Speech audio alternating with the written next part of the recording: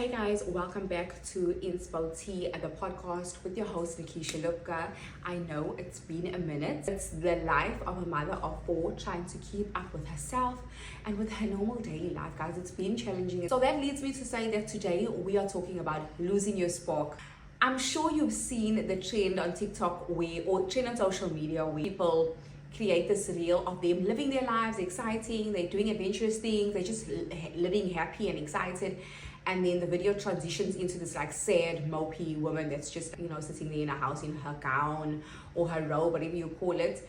And she's looking all depressed. And it's called something about losing your spark is real. And that's when I thought to myself, like, Keisha, when did you lose your spark? Or have you ever lost your spark? Guys, I remember so clearly, I lost my spark when I became a first-time mother. Now, this may be different for everybody. Like I always say that when you come onto any podcast, don't just listen, think about what the person is saying, eat the meat, throw away the bones. I'm giving you my experience. Everyone's motherhood experience is different. And because this is something I went through, I lost my spark and I was able to get myself out of it. I'm going to tell you exactly what happened, how did I get there, and how did I get myself out, and maybe that could actually help you. Okay, so for me, I lost my spark when I became a first-time mother. Now, when I became a first-time mother, I was 22 years old, okay? And before I had my son, I was extremely independent. I had friends, I had a social life, I had hobbies. I was always doing something fun and something interesting, and I was quite adventurous for a young person at that time. And also having a child at 22 is also quite crazy because I was so young, just when I come to think of it now. When I became a mother for the first time, naturally I feel like when you become a mother for the first time, you want to do everything with your child, you want to give your child all the time and, spend every single second that you can with him. And for me, I didn't really want to leave my son with anybody. Not that I felt like anyone was going to do anything to him, because I do have people that I trust, like a mom, my sisters. I literally have a beautiful village that, that I rely on today to help me with my kids. But it wasn't a matter of just leaving my kids with people. It was a matter of I need to prove to myself or maybe to others that I'm a good mom. So that meant, in the way I interpreted being a good mother, was spending all my time with him and dedicating 24 hours being at his service, and just making sure that he has everything he needs and that I'm just around him 24/7 and so on. And there's nothing wrong with all of this, absolutely nothing. This is just the mother instinct that you get when you have a child, which is a fantastic thing. However, where the problem comes in, guys, where it came in for me was I forgot myself. I forgot that before I had Chase, I was actually a person. I had forgot that, at the end of the day, I'm a person, I'm a human being, and I also need to have time for myself and put myself on the priority list. And that is literally where I lost my spark, okay?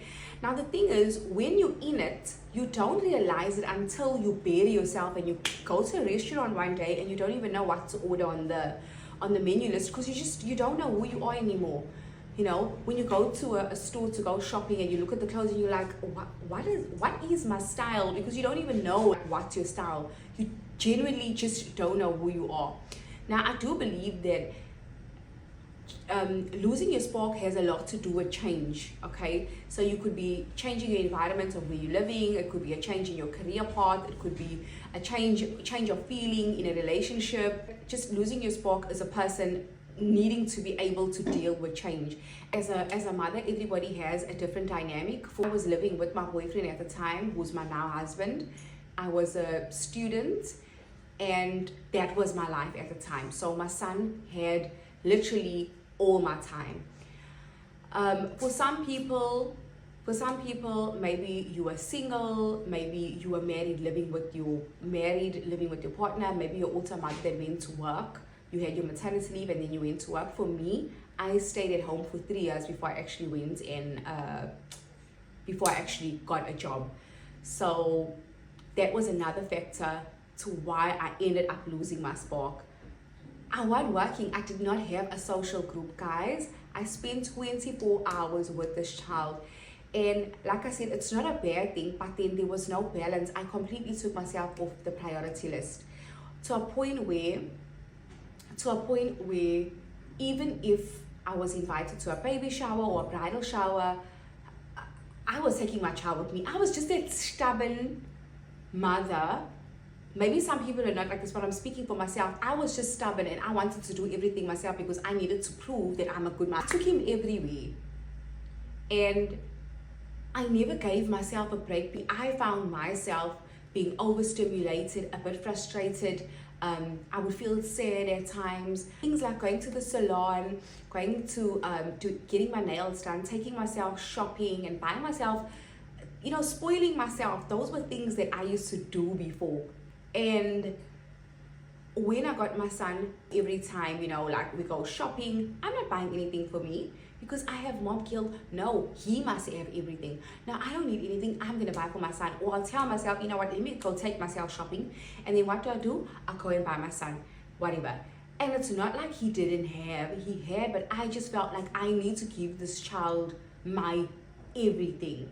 And again, there's nothing wrong with that mentality if there's a balance and you are still doing for yourself. That left me feeling just exhausted. I was always tired. I didn't care about just doing myself up and dressing up and going and playing and have, getting hobbies or doing anything that really excited me just as a person, not as a mother. It even comes to a point where when you're with your friends, all you talk about is your child. Or forward, I ended up being so depressed and I realized that I lost my spark because I was absolutely not me anymore. In fact, I didn't even know who I was. I completely did not know who Nikisha James was at that time. And so I became very depressed. I just wasn't fun to be around anymore. I'm an extrovert. I'm an extroverted person. I love speaking and I'm generally a happy person. But in this time, I think when my son was about 2 years old, I'm telling you, I just became quiet. I became despondent. I was a bit withdrawn. I absolutely was not myself. And that was because I was depressed and I just did not realize it. When my son turned 3 in August, I started working my son turned 3 in September and I started working around October. I ended up meeting a whole lot of new friends. And the thing that I liked about my friends was the multiracial type of friends. I had Indian friends, I had Zulu friends, I had colored friends, I had white friends. And I love that. I love learning about different cultures and just having friends that have different backgrounds. I think that's something that was really cool. It just made my life more exciting.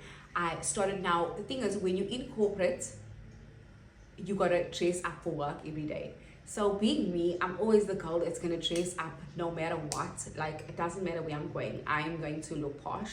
And then I started showing up for myself, dressing myself up, buying myself perfume, buying myself new makeup, going to do my nails, doing my hair, and also the environment of where I used to work. That was also just the nature of the ladies that I used to work with. Everyone was just so like, the corporate office at that time was just like a fashion show and I loved it. So it motivated me to get up and get dressed every day. And I promise you guys, having a social group, having hobbies, and getting enough rest, having a supportive partner, because your babe, your man has to also contribute his time to helping take care of the baby or the child, whatever. That also plays a big part into your mental health. And just your overall being as a mother, it really does help when your partner or your spouse is when they're present. And so yeah, that really did help me get out of that funk that I was in. I lost my spark, and from there I just started doing more things, applying for different jobs. I ended up working from home. My whole dynamic changed and things just started getting better and better and better for me, until I obviously reached a stage where I was 100% okay and I was completely out of that losing your spark phase, and I felt much better about myself. And guys, I promise you now, I remember when I was pregnant the 2nd, 3rd and the 4th baby, And I'm speaking because I'm currently living in this now. Guys, I am literally at a point where even whilst I'm in my pregnancy, I know for most people, again, some people are like dying when they're pregnant, they're sick, they can't do anything. I was like that for the first trimester, maybe second trimester. But once I feel better, I get up out of my bed, I exercise, I dress up, I put the cutest dresses on or outfits on. Whether I'm going to work out, I will buy a cute working out outfit. I will dress up, wear makeup. Even if you are beautiful with or without makeup, it doesn't matter. It's just making yourself look like you didn't roll out of bed, you know, and you don't have a sleepy face kind of a vibe. So getting up, putting on a cute outfit no matter where you're going, putting on some makeup, washing your hair, having your hair open, blow, just smelling fresh, having fresh hair. If there's a farmer's market that you have to go and visit the farmer's market. Go outside, take a walk on the beach, go and visit a friend. Especially in this digital era, this digital time where we can just do video calls. It feels like I've just seen my friend yesterday because we're on a video call. No, actually opt to meet your friend for coffee. And that's what I did even while I was pregnant. Because of the situation I had when I had my son, my first pregnancy, I got so cooped up in just being the perfect girlfriend and being the perfect parent, by giving them all my time. Because there's nothing wrong with trying to be a good mother and trying to improve being a parent and giving a person your time. There's nothing wrong with that. But you cannot take yourself off the priority list. In fact, you should put yourself first. And then everybody else will experience a happier version of you. So once I started to notice like, why am I not feeling myself? Start looking at the things that you used to do and what you're not doing anymore that you need to change. And also the conversations that the mothers had, like I was also surrounded with other mothers, and this mother does the washing by themselves, and this mother does that, and this one takes the child on walks, and this one is teaching the child to do this on their own. And it's like mothers are sitting and competing. It's like the more you do for your child, you better than the next mother. It's just a bunch of nonsense. Or I have friends that are fantastic mothers, but they sacrifice leaving, maybe working in another country or working in another city to provide or give their child a better life, even though they sacrifice working away from their child, so they're not living with their child. It doesn't make them a bad parent. They're an absolutely amazing mom, but their dynamic is different. They have to sacrifice it because maybe their situation is different. You know, friends that you have that are also mothers at the when you become a first-time mother, be careful of that as well, because you sit around with other mothers and everybody's doing motherhood in a certain way, and then you start comparing how you're doing motherhood, and then maybe all your friends are they all feeding the child a certain type of food, and they're cooking the food, and they're feeding the child, and they don't have a helper, and they're doing the washing for the baby, and they homeschooling, and then you feel like, oh my gosh, I'm a working mom, I feel so bad, you know, because so and so, or this girl is like, you know, teaching the child the alphabet by herself, and now that makes you feel bad. Put yourself first, okay? And by put yourself first, I mean eat well. Make sure you are eating, drinking water, and eating nutritious food that's going to make you feel energetic. You literally need it for your body, especially if you're breastfeeding. Secondly, go outside. I don't mean go outside and like go outside and have a good time. I don't mean that. I mean go outside into nature, take a walk on the beach, go for a run.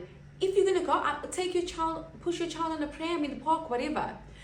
Take your child with you, but also try, please guys, I cannot emphasize, try to find somebody that can that you trust, that can take care of your child once in a while, not all the time, once in a while, to actually go and breathe and come back to your child, because you need that.